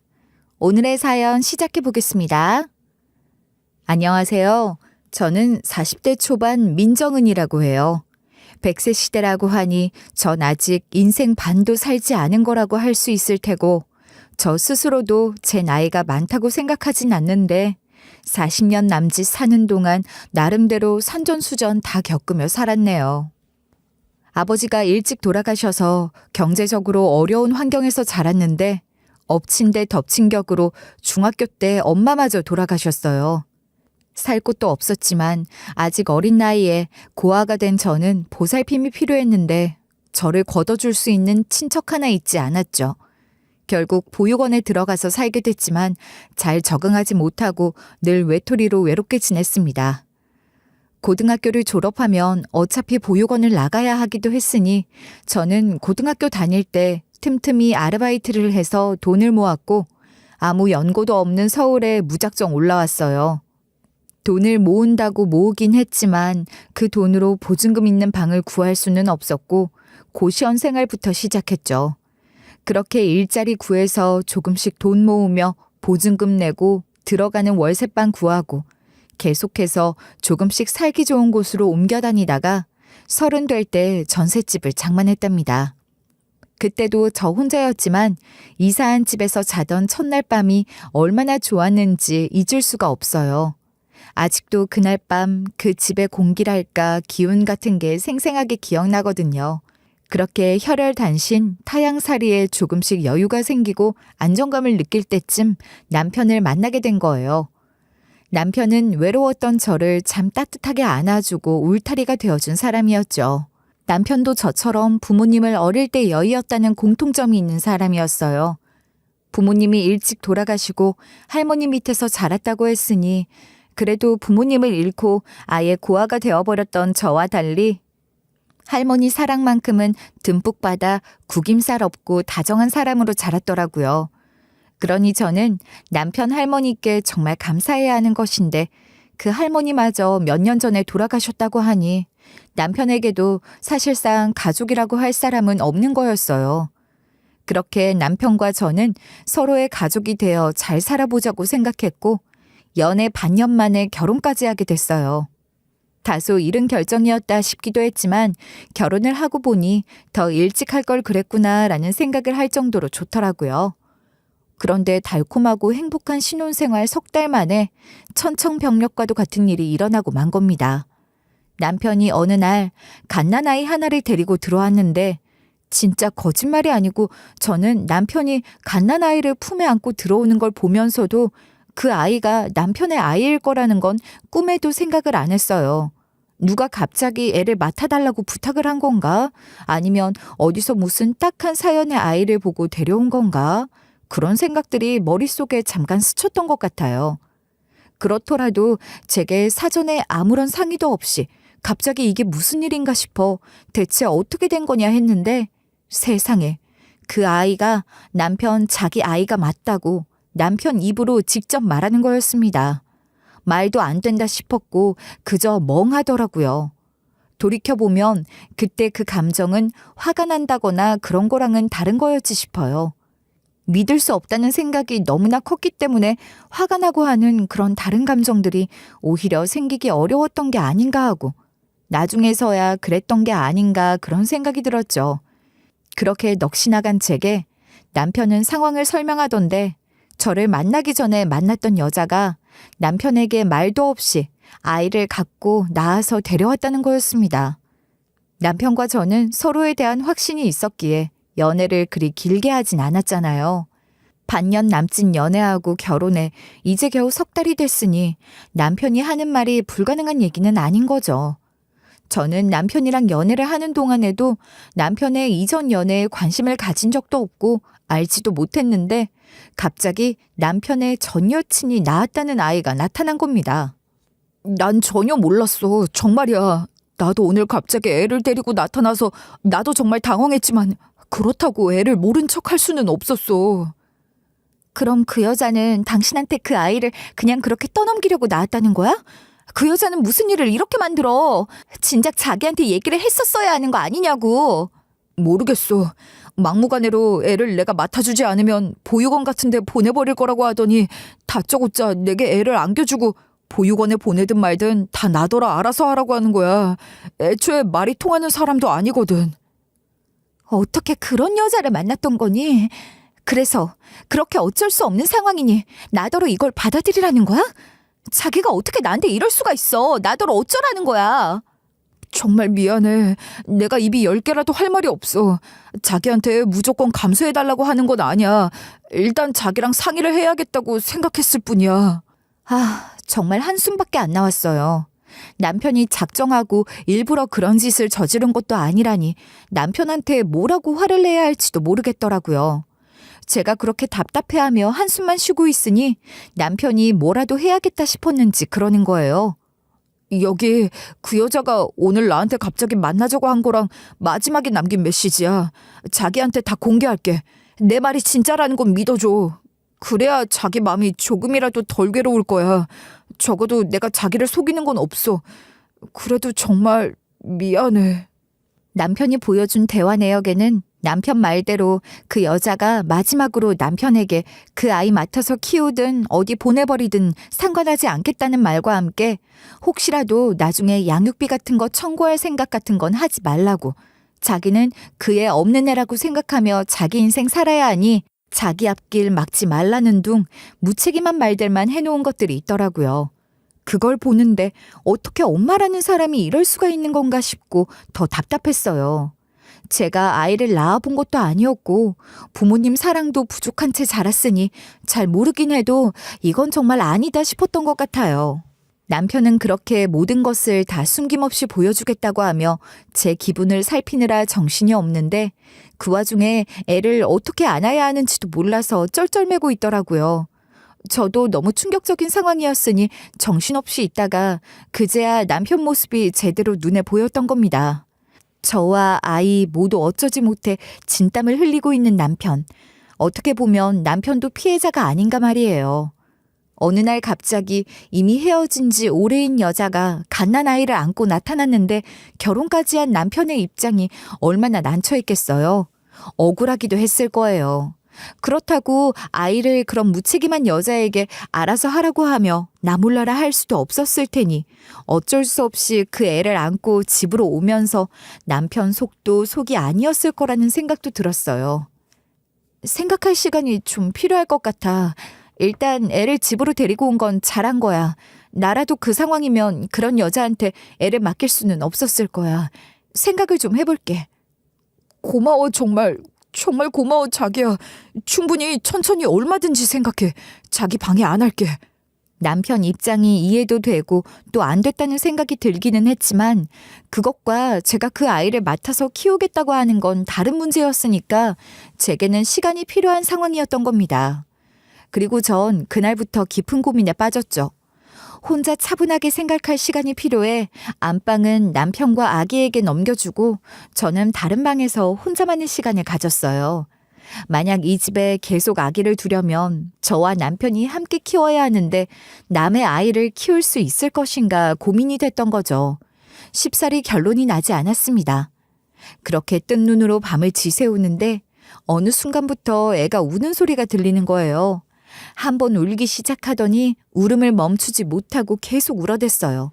그게 제가 있는 방까지 계속 들려서 참다 못해 안방으로 갔는데 그때까지만 해도 애가 우는 것 그 자체가 제 귀에 거슬리기도 하고 또 아래층에서 시끄럽다고 올라올까봐 괜한 상황 만들기 싫은 마음이 더 컸거든요. 근데 막상 안방에 들어가 애를 보니 온몸이 새빨개져서 울고 있는 모습이 안쓰럽기도 했던 것 같아요. 남편에게서 아이를 받아 제가 안아서 애를 달래봤는데 신기하게도 애가 울음을 서서히 그치는 거예요. 그렇게 어린 아기를 안아보기는커녕 실제로 본 적도 없었는데 그래서 아이를 받아 안는 게 겁이 나기도 했는데 그게 되더라고요. 울음을 그친 아기는 제가 어르고 달래는 것에 맞춰 방긋방긋 웃기까지 하는 거죠. 그걸 보니 기분이 너무 이상한 거예요. 심장이 찌르르르 하다고 할까요? 남편 처음 만나 사랑에 빠지던 그 순간 그 기분처럼 가슴에서 뭔가가 번지는 느낌이 들었어요. 그렇게 아기를 안고 재우면서 많은 생각을 했던 것 같아요. 신기한 게 울음을 그쳐서 남편한테 넘겨주려고 했더니 금방 또 울음을 터뜨리는 거예요. 근데 제가 안으면 또 울음을 그치고 말이죠. 이게 무슨 슬랩스틱 코미디에서나 나올 것 같은 게 실제로 일어나는 거예요. 제 의지와 상관없이 아이가 저를 엄마로 알아보는 것 같았어요. 제 품에서 곤히 잠든 아이를 조심히 내려놓아 눕히고 토닥토닥 손길을 더해주며 잠든 아기 얼굴을 가만히 들여다보는데 아, 내가 정말 이의 엄마가 되어야 하는구나 그런 생각이 들더라고요. 그러고도 일주일을 더 고민한 끝에 결론을 내렸습니다. 나 이제 마음의 결정을 내린 것 같아. 결정부터 쉽지 않은 결정이었고 또 앞으론 더 쉽지 않을 거란 걸 알지만 결국은 우리가 그 애를 맡아서 키워야 한다고 결론 내렸어. 우리 집에서 같이 키우자. 정말이야? 자기야, 정말 고마워. 진짜 고마워. 어려운 결정이라는 것도 알고 자기 마음도 정말 힘들었을 거야. 내가 더 잘할게. 무엇보다 자기를 믿으니까 이렇게 결정한 거야. 혼인서약도 했잖아. 그게 자꾸 떠오르더라. 내가 감당하기로 한 일이니 나도 노력할게. 남편과 저는 둘 다 가족도 없고 인간관계 폭이 그다지 넓지도 않아서 초대할 사람도 많지도 않았으니 결혼식은 따로 하지 않았거든요. 결혼식은 하지 않았지만 둘만의 여행을 가서 둘만의 혼인서약은 했었는데 고민을 하는 내내 그 내용이 자꾸만 떠올랐어요. 남편이 잘못을 한 것도 아니니 남편에게 생긴 이 갑작스럽고 혼란스러운 일을 저 또한 남편과 함께 감당해야 한다고 생각했던 겁니다. 생각지도 않았던 갓난아이의 등장으로 평온하기만 했던 신혼집은 육아 전쟁터가 됐지만 아이 키우는 재미가 뭔지도 하나하나 깨우치며 살았어요. 사실 저는 제가 부모 사랑을 받지 못하고 살았다는 두려움으로 내 아이를 낳아 잘 키울 수 있을까 하며 출산과 육아에 자신이 없었거든요. 어쩌면 용기를 내지 못하고 아이 낳아 키우는 것을 포기했을지도 모르는데 그 아이 덕분에 그런 즐거움도 느껴볼 수 있게 된 거라고 생각했죠. 그렇게 감사하는 마음도 가지며 살았던 것 같아요. 언제까지나 행복할 줄만 알았는데 항상 감사하는 마음으로 열심히 살았는데 왜 우리에게 그런 일이 일어난 건지 지금도 받아들일 수 없는 나쁜 일이 어느 날 갑자기 벌어졌습니다. 남편이 간암 판정을 받게 됐거든요. 간암이라는 게 다들 그렇겠지만 자각 증상이 거의 없어서 늦게 발견되는 게 문제인 것인데 남편 역시 발견 시기가 너무 늦었고 사실상 할 수 있는 치료가 많지 않은 상황으로 시한부 판정을 받았어요. 충격과 슬픔에 이어 우리 집 가장이었던 남편 대신 제가 돈을 벌어야 하는 현실과 마주하게 된 거죠. 병원비에 생활비까지 제가 벌어서 마련해야 했으니 정말 열심히 이것저것 할 수 있는 건 다 하려고 했어요. 6살 된 아들을 어린이집 종일반에 맡겨두고 저도 하루 종일 일을 했고 밤에 집에서 부업으로 할 수 있는 일도 찾아가며 했죠. 그러니 늘 잠이 부족해서 피곤하고 힘들더라고요. 몸도 힘들어 죽겠는데 아직 어린아이였던 아들이 뭘 어지르거나 하며 말썽을 피우면 솔직한 말로 그냥 확 보육원 같은 데 맡겨버리고 싶다는 생각이 들기도 했어요. 그러다가도 내가 지금 무슨 생각을 하는 건가 하며 머리를 세차게 흔들기도 하고 그랬거든요.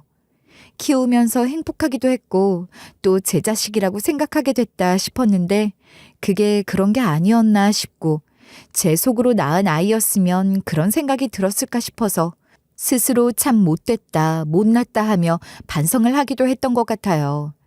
그렇게 하루에도 이런저런 생각들이 교차했지만 그래도 일해서 돈 벌면서 남편 병간호에 육아까지 정말 참 열심히 했습니다. 그럴 수밖에 없었죠. 몸이 여러 개여도 모자랄 판이었지만 하나 있는 제 몸 아끼지 않고 정말 열심히 살았어요.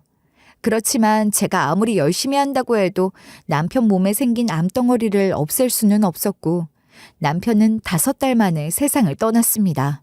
남편이 떠나기 바로 전날 밤에 무슨 느낌 같은 것이 있었는지 저를 붙들고 유언 같은 이야기들을 남기더라고요.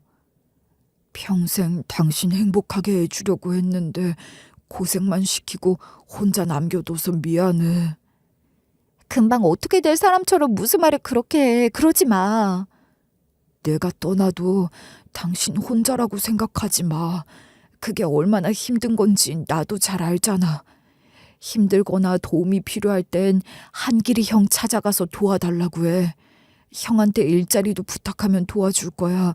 그 형한테는 그래도 돼. 남편은 마지막 순간 자기가 떠나면 남게 될 저와 아들 걱정을 많이 했고 그렇게 자기 대신 도움을 줄 수 있는 사람을 알려주며 제가 의지할 수 있는 곳을 만들어주려고 하는 것 같았어요. 남편이 말한 한길이란 형이란 사람은 저도 2번 만난 적이 있는 사람으로 남편이 가장 가깝게 지내던 형이었거든요.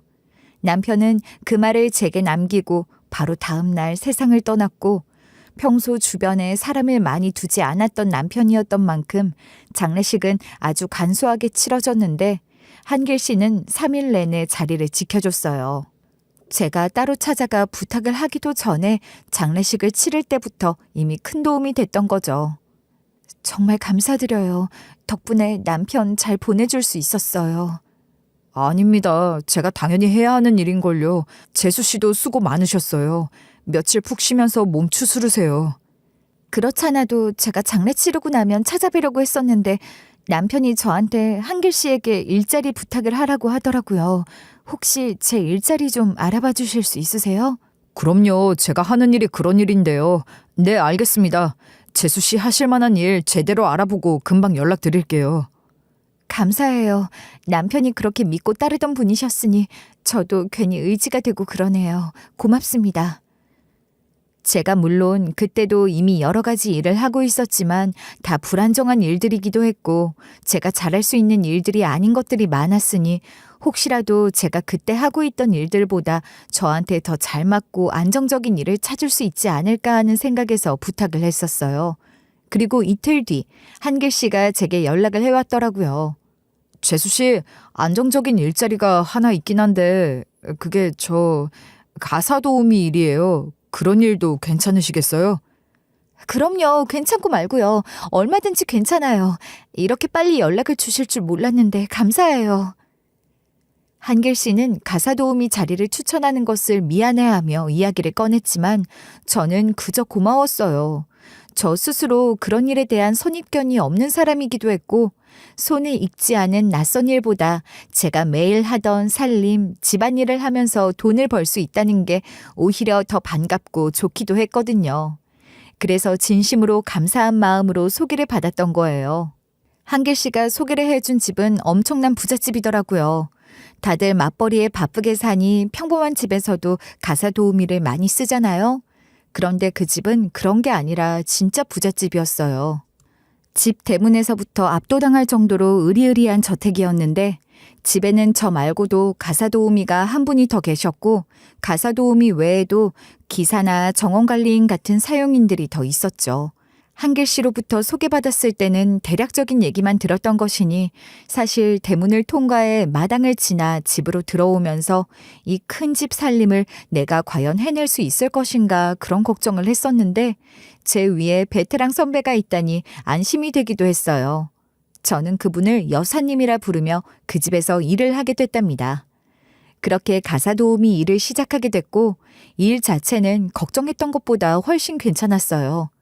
예상대로 전체 살림을 관리하는 여사님이 계셨으니 저는 그분이 시키는 대로 하면 되는 거였는데 그게 너무 좋았고 일의 강도는 그리 높지 않았거든요.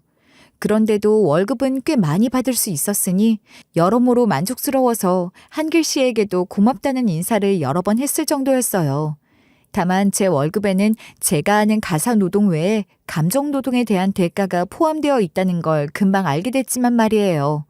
그 저택에는 노부부와 젊은 딸 그리고 손녀딸이 살고 있었는데 사위가 검사인지 판사인지 그래서 지방법원으로 발령이 나는 바람에 딸이 손녀 데리고 친정에 들어와 살고 있었고 가끔 주말에 사위가 올라오곤 하더라고요.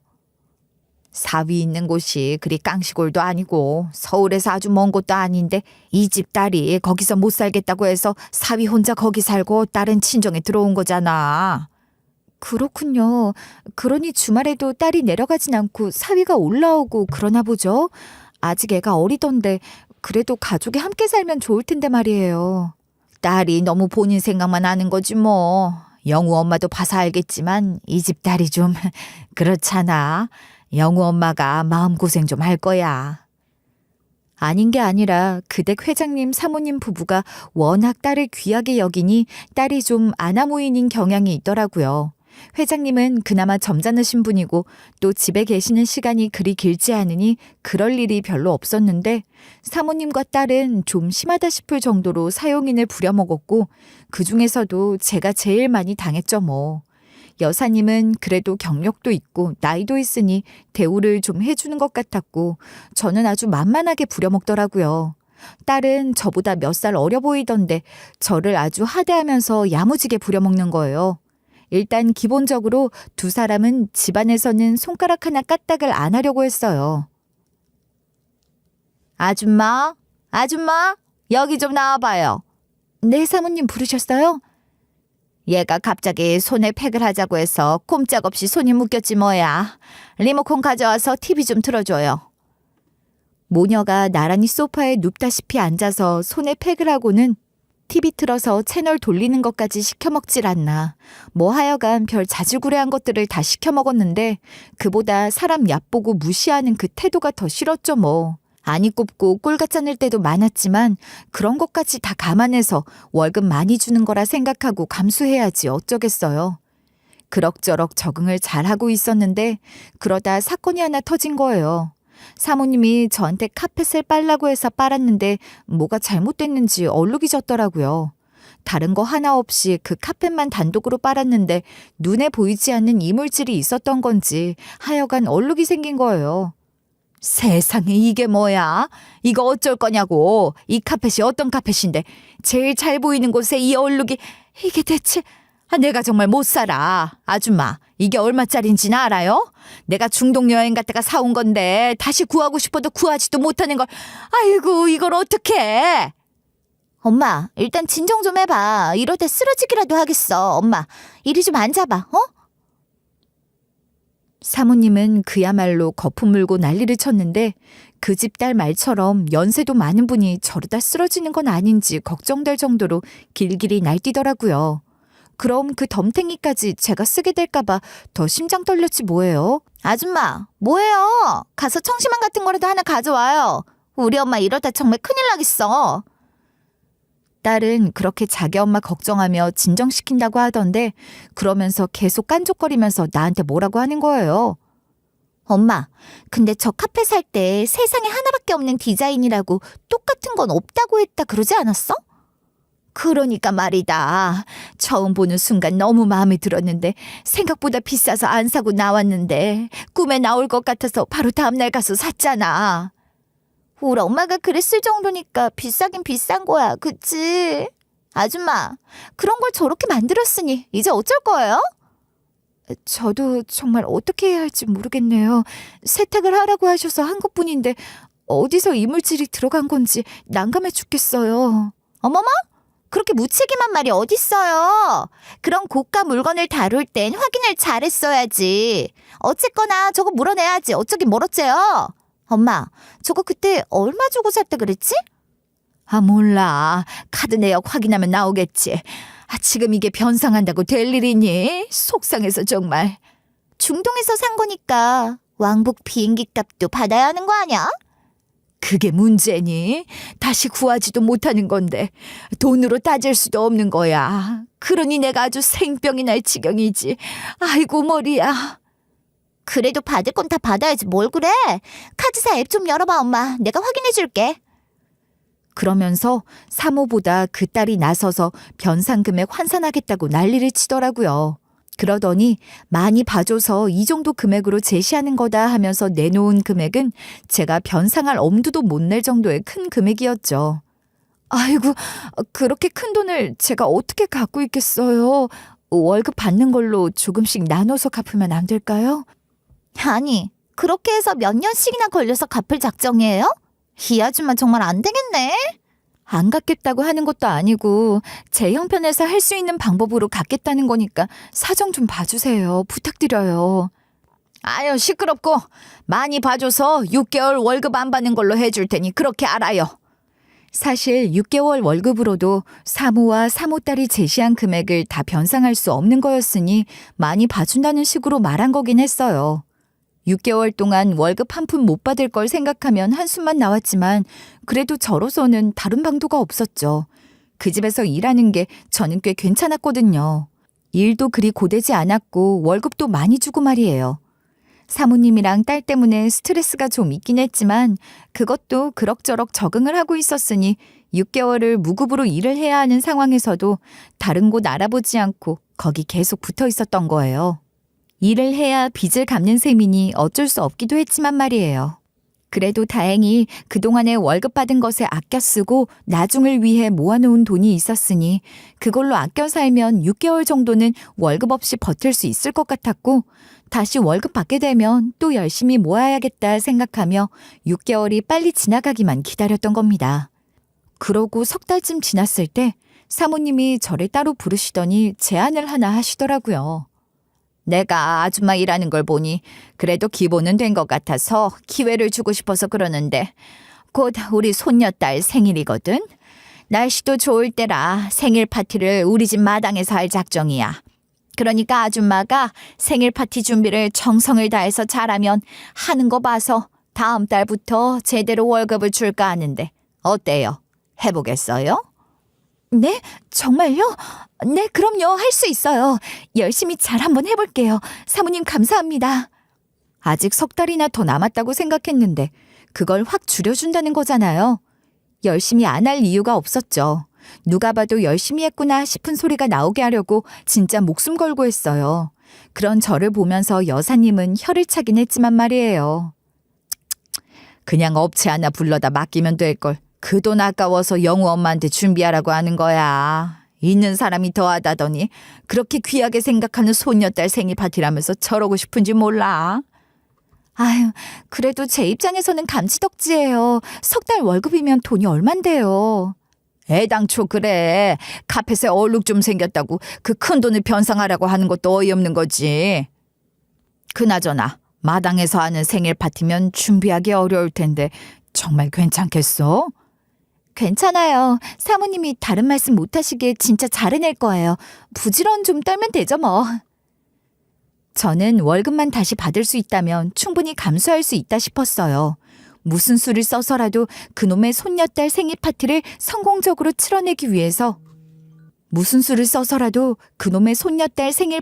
성공적으로 치러내기 위해서 음식은 물론이고 집안이며 마당 장식할 것들도 제가 다 발품 팔아서 준비했다고요. 마당에 장식하고 꾸미는 거 할 때나 정원 관리하시는 분 도움을 좀 받았지 나머지는 다 제가 했어요. 그렇게 손녀딸 생일 며칠 전부터 집 안팎 장식하고 음식 재료 손질하며 정성을 쏟고 있었던 거예요. 그런 저를 보더니 여사님도 인정한다 하며 혀를 내두르셨을 정도였어요. 영우 엄마도 악바리 기질이 있구나. 진짜 열심히 준비하네. 이 정도면 분명 사모님도 알아봐 주실 거야. 제발요. 그렇게만 되면 더 바랄 게 없겠어요. 그건 그렇고 내일 생일 파티에 영우도 데려오면 어때? 저희 아들을요? 그래도 일하는 곳인데 아들을 데려와도 돼요? 자기 아들이 이 집 손녀딸이랑 나이 차도 얼마 안 나는데 그냥 친구인 척 섞여서 밥이라도 먹게 하라고 그러는 거지 뭐. 이렇게 정성 들여 만든 음식인데 아들도 먹이고 싶지 않아? 하긴 제 아들이 이 집 손녀딸보다 한두 살 위이긴 한데 키가 작은 편이어서 데리고 나가면 7살보다 어리게 보는 사람이 많긴 했어요. 듣자 하니 내일 생일 파티에 꼬마 손님만 30명이 넘고 그 엄마들까지 하면 정말 정신없을 거야. 영우 하나쯤 섞여 있어도 아무도 신경도 안 쓰고 눈치도 못 챌 테니 그냥 데려와. 내가 도와줄게. 그런 얘기를 들으니 솔깃하기도 하고 그래도 되나 싶은 생각이 들기도 했어요. 잠깐 고민을 하긴 했지만 며칠 손녀딸 생일 준비하느라 집에 가서도 이것저것 찾아보고 그런다고 아들한테 소홀하기도 했으니 여사님 말처럼 데리고 와서 제가 준비한 음식이라도 먹이려고 한 거죠. 생일 당일엔 아침부터 저도 정말 너무 바쁘더라고요. 그러는 동안 아들은 주방 뒤쪽 여사님 방에서 얌전히 책 보고 그림 그리며 놀게 했어요. 여사님은 입주 가사 도우미로 그 집에서 먹고 자고 했으니 주방 뒤쪽에 여사님이 쓰는 방이 있었거든요. 그러다 손님들 속속 도착하고 음식 깔릴 때쯤 해서 여사님이 슬그머니 마당으로 데려가서 음식 먹고 놀라고 해주셨던 거예요. 음식 나르고 살피고 하면서 분위기를 좀 봤는데 여사님 예상대로 마당은 정말 정신이 하나도 없더라고요. 저도 제 아들 어디 있나 한참 찾아야 찾을 수 있을 정도로 말이에요. 그렇게 대충 잘 섞여서 잘 챙겨 먹고 노나보다 했죠. 그런데 아들도 저를 발견하고는 자꾸 제 주변을 맴돌고 또 저를 따라다니기도 하고 그러니까 그게 사모님 눈에 띈 거예요. 아들 옷 중에 제일 비싸고 좋은 옷으로 골라 입혀 데리고 온 거지만 옷차림이나 그런 것도 사모님이 보기에는 좀 달라 보였을지도 모르겠네요. 그런 생각들이 왜 그제야 들었는지 이미 때는 늦었고 사모님은 자기 딸을 불러서 우리 아들을 가리키며 아는 애냐고 묻고 사모딸은 고개를 갸우뚱거리더니 결국 손녀딸을 불러서 물어보는 거예요. 누구? 쟤? 아니, 내 친구 아닌데? 처음 보는 애야. 뭐야? 그럼 쟤는 대체 누구야? 누가 데려온 거야? 내 이럴 줄 알고 물어본 거지. 아줌마 이리 와봐요. 사모님은 엄청나게 화를 내면서 음식 담고 있던 제 아들 팔을 탁 치면서 거칠게 다루는 바람에 아들이 들고 있던 음식 담은 접시도 바닥에 떨어져 사람들이 다 쳐다보게 됐어요. 사모는 아들 손목을 잡아 끌듯이 하며 제 아들한테 그러는 거예요. 너 누군데 남의 집에서 이러고 있는 거야? 너 어떻게 들어왔어? 바른 대로 말 못해? 사모님이 어린 아들에게 소리를 지르길래 제가 얼른 뛰어가서 말했어요. 제 아들인데 맡길 데가 없어서 데리고 왔어요. 사모님 정말 죄송합니다. 저는 최대한 정중하게 사과를 드리며 머리를 숙였는데 사모님은 이미 제 아들인 걸 눈치채고 있었을 텐데도 굳이 그런 소동을 만들어 사람들 다 보는 앞에서 나와 아들을 망신 주려고 했던 거예요. 그러니 제가 아무리 머리를 숙여 사과를 해도 그 말을 들어줄 리가 없었죠. 사모님은 그 마당에 있던 사람들 다 들으라는 듯이 큰 소리로 말하더군요. 어디 일하는데 애를 데려와? 애 맡길 때도 하나 없다는 게 말이 돼? 평소에 어떻게 살았으면 그런 부탁 하나 할 사람이 없는 거야? 정말 죄송합니다. 이런 적은 오늘이 처음이에요. 딱 한 번 그런 건데 너그럽게 봐주시면 안 될까요? 죄송합니다. 저는 아들에게 연신 죄송하다며 머리 조아리는 제 모습을 보이는 게 너무 싫었고 빨리 상황을 마무리하고 싶었기에 정말 죽을 죄를 지은 사람처럼 간절한 마음으로 부탁을 드렸던 건데 사모님은 그런 제 태도에도 아랑곳 없이 더 모욕적인 말들을 했어요. 아, 아줌마 남편도 없다고 했었지? 그러니까 얘는 애비 없는 자식이다 이거 아니야? 어디 감히 이런 애를 내 손녀딸 생일 파티에 데려와서 모르는 척 섞이게 둔 거야? 이게 지금 말이나 된다고 생각해? 사람들 앞에서 제 아들을 두고 그런 말까지 하니 사모님이고 뭐고 저도 너무 화가 나서 한마디 하려고 나서는데 저희 아들이 불쑥 나서더라고요. 근데 그 모든 상황이 정말 아무렇지 않다는 듯 여유로운 얼굴로 미소까지 짓고 있는 거예요. 평소 아들이 어려도 강단이 있다고 생각되는 면모가 있긴 했지만 아무리 그래도 이런 상황에서는 아들도 당황하고 무안해할 거라고 생각하고 걱정했었는데 너무 의외였죠. 아들은 7살이나 됐고 또래보다 눈치가 빠른 편이었으니 그 상황이 어떤 상황인지 이해를 못할 리가 없거든요. 그러니 저로서는 더 의아할 수밖에 없었습니다. 그리고 아들이 한 말은 저를 적잖은 충격에 빠뜨렸어요. 할머니, 한길이 삼촌이 그러는데 여기 회장님 할아버지가 우리 할아버지고 할머니는 우리 할머니라고 하던데요? 그럼 나도 이 집에 올 수 있는 거 맞지 않아요? 안 그래요? 영우야, 그게 무슨 소리야? 삼촌이 뭐라고 했다고? 이게 다 무슨 소리란 말입니까? 저는 도무지 이해도 되지 않았고 너무 놀랐는데 저보다 사모님이 훨씬 더 충격을 받은 것 같더라고요. 아무 말도 못하고 곧 쓰러질 것 같았으니 딸이 달려와 부축을 해야 했어요. 저는 제 아들이 무슨 허튼 소리를 한 건 아닌지 손이 다 덜덜 떨렸고 애를 붙들고 다시 한번 물었어요. 지금 한 말이 다 무슨 말이야? 아무 말이나 함부로 막 하면 안 되는 거 알지? 다시 말해봐. 대체 무슨 말을 하는 거야? 엄마, 그런 거 아니야. 한길이 삼촌이 분명히 그랬어. 여기 할머니 할아버지가 내 할머니 할아버지래.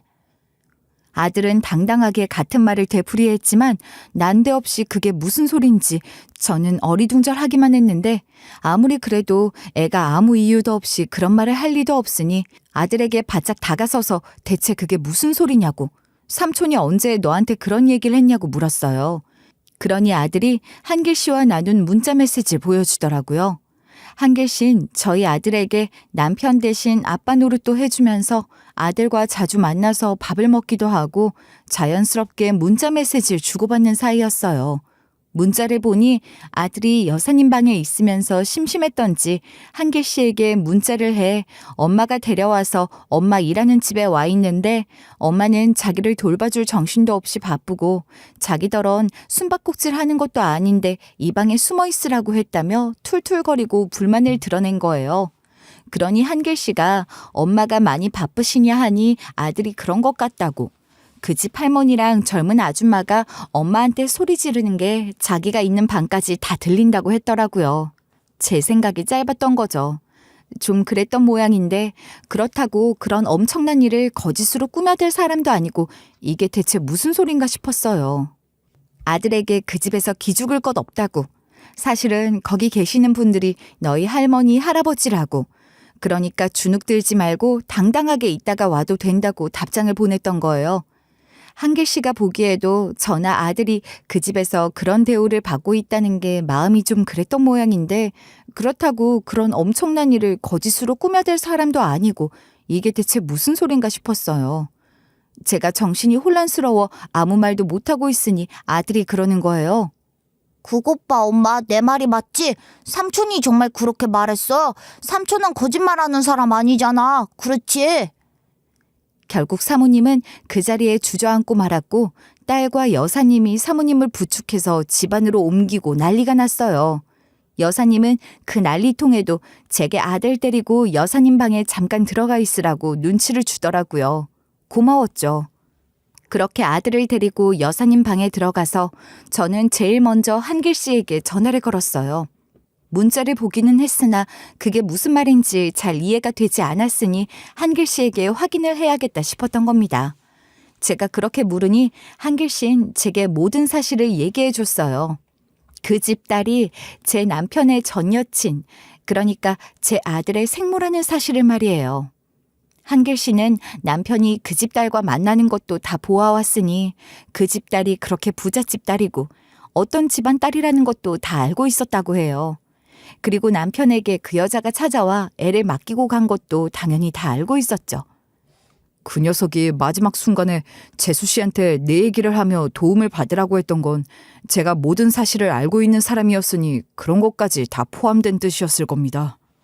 남편은 제게 직접적으로 아들 생모에 대해서는 말하지는 않았지만 모든 것을 알고 있는 사람인 한길 씨에게 도움을 받으며 언젠가 아들에게 생모의 존재를 밝혀야 할 때가 온다면 한길 씨를 통해 그걸 알 수 있도록 하게 한 거였어요.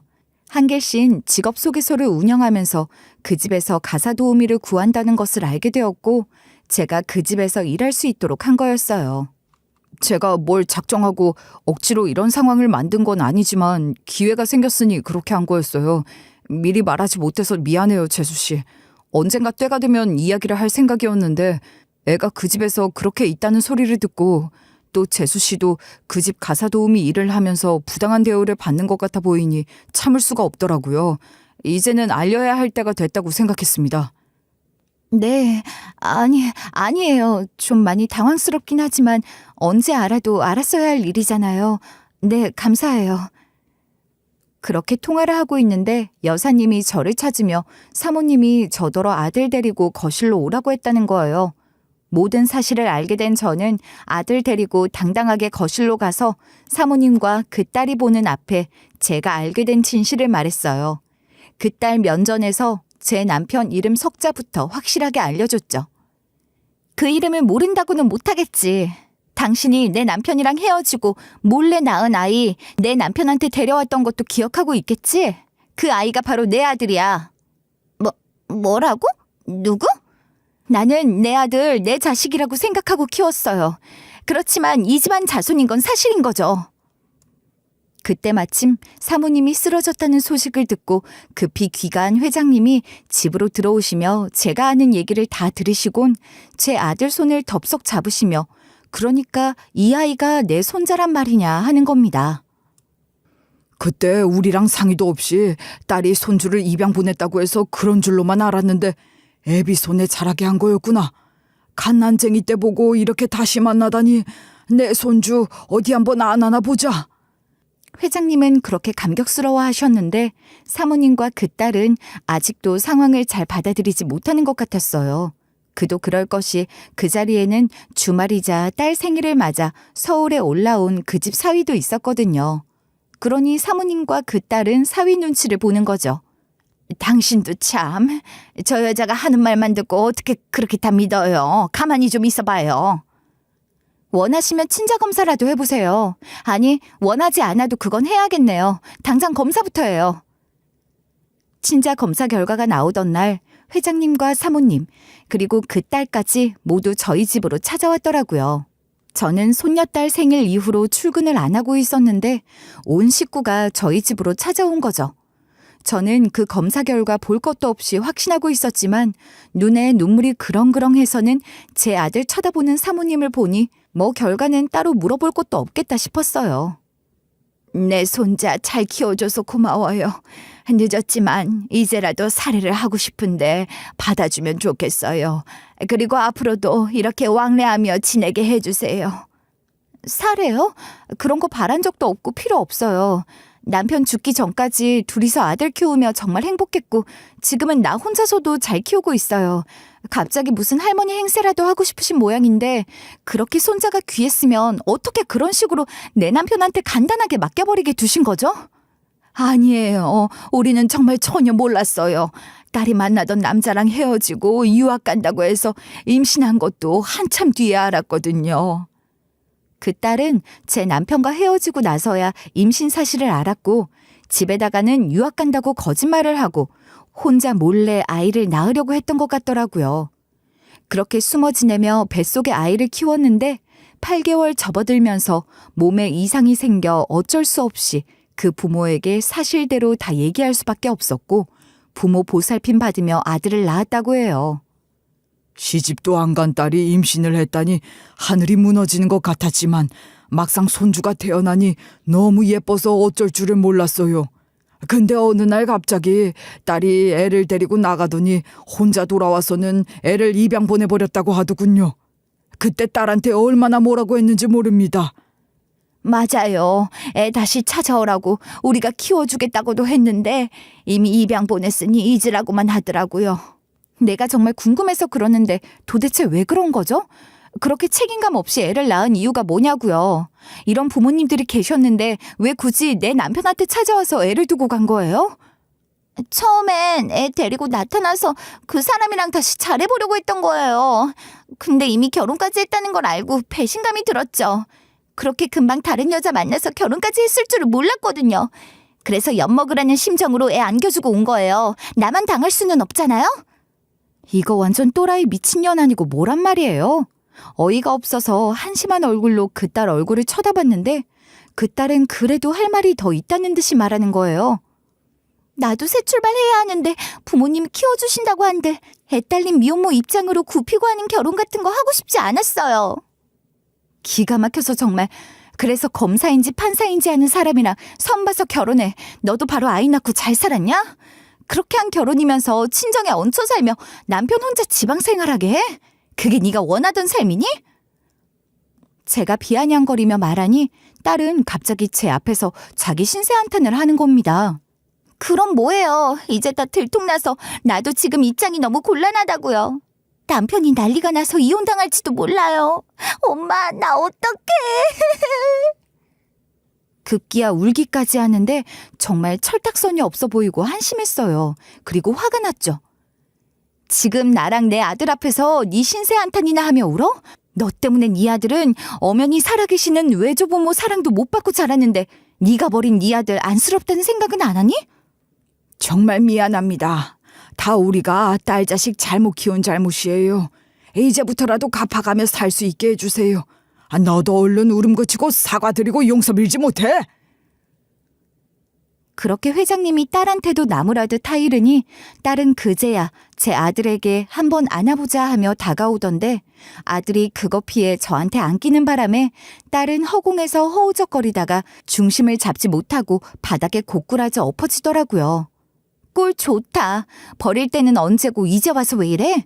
지금껏 연락 한 번 없이 잘만 살았잖아. 네가 낳은 아들 어떻게 사는지 걱정도 안 됐어?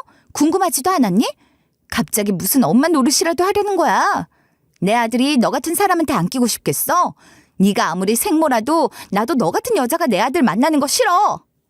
회장님과 사모님은 계속해서 살해 어쩌고 하며 자기 손자 만날 수 있게 해달라고 하던데 저는 그런 거 필요 없으니 됐고 어쨌거나 그 집 자손인 것도 맞고 당신들 딸이 내 아들 생모인 것도 맞으니 양육비는 내놓으라고 했죠. 그럼요, 그래요. 당연하죠. 양육비에 교육비는 별도로 지원할 테니 하고 싶은 만큼 공부하고 나중에 유학도 보내줄 겁니다. 고마워요. 그런 소리가 다 무슨 소용이겠나 싶었지만 양육비와 아들 교육비 같은 거야 떳떳하게 받아도 된다고 생각했으니 그건 받겠다고 한 거예요. 그러고도 계속해서 손주 한번 보여달라고 끈질기게 사정하고 있는데 회장님 사모님에게도 그 딸 딱 하나, 그리고 그 딸도 손녀딸만 하나 낳았으니 집안의 아들이라고는 저희 아들 하나인 거죠. 외손주라도 그래서 그렇게 더 귀하게 여기는 것 같더라고요. 한 달에 한 번만이라도 얼굴을 한 번 볼 수 있게 해주면 안 되겠냐고 매달 사정하고 있다니까요. 그분들은 제 아들 건강하게 태어나도록 해주신 분들이기도 하고 또 이후로도 본인들이 맡아서 키우겠다고도 하셨는데 딸 혼자 마음대로 저지른 일이니 어찌 보면 그분들도 딱하다 싶긴 했어요. 또 연세도 많은 분들이니 그러시는 것도 그것도 좀 그렇고 말이에요. 물론 사모님이 저 부려먹던 거 생각하면 약이 좀 오르기도 하지만 그래도 그분들 생각해서 아들 얼굴 한번 보여드리기로 했어요. 매달 연초에 연락해서 이번 달엔 한번 보여줄 거냐 하는 거 듣는 것도 싫긴 했지만 그렇다고 매달 꼬박꼬박 무슨 빚 갚듯이 그렇게 보여줄 생각은 없습니다. 아직 아들이 어리긴 하지만 아들이 원한다면 한 달에 한 번이 아니라 그 이상도 보여줄 수 있겠지만 아들이 그분들을 좀 부담스러워하는 것 같으니 당분간은 계절별로 한 번씩 정도 보여드리겠다고 할 참이에요. 그 딸은 자식도 있고 하니 이혼은 간신히 면한 모양이던데 남편 있는 지방으로 내려가 남편 내조하며 살고 있다고 해요. 남편도 하대하며 쉽게 생각하던데 이제 완전히 전세 역전되어 눈치 보며 잘하며 사나 보더라고요. 아들 보낸다고 하며 사모님이랑 통화할 때 사모님이 얘기해서 알았어요. 자기 딸은 지방에서 못 올라올 거라 사모님이랑 회장님 부부만 아들 만날 거라고 말이에요. 사실 저는 그 딸에 대해서는 여전히 화가 많이 나 있는 상황이고 엄마 자격 없다고 생각하거든요. 그러니 더 잘 됐다 싶었고 앞으로도 그 딸이 제 아들이랑은 안 만났으면 싶어요. 저는 그 집 일 그만두고 다른 일을 하면서 아들 키우고 있는데 양육비랑 교육비를 넉넉하게 받으니 파트타임으로 일하며 아들한테 더 신경 쓰고 있답니다. 아들 좀 더 자라서 제 시간이 많아지면 그땐 일을 좀 더 늘려도 되겠지만 당분간은 이렇게 지내고 싶어요. 회장님 사모님에게 아들 보내놓고 저 혼자 집에서 시간 보내며 지난 이야기들을 한번 적어봤어요. 외롭게 살았던 제가 남편을 만나고 또 제 아들을 만나 살아온 이야기를 들으며 어떠셨어요? 남편이 일찍 떠났지만 저는 그래도 제 삶에 감사하며 살고 있답니다. 제 이야기가 들으시는 분들에게 위로가 되는 이야기면 좋겠어요.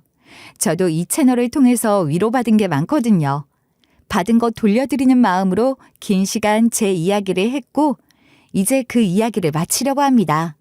끝까지 들어주셔서 정말 감사드리고 모두 건강하세요.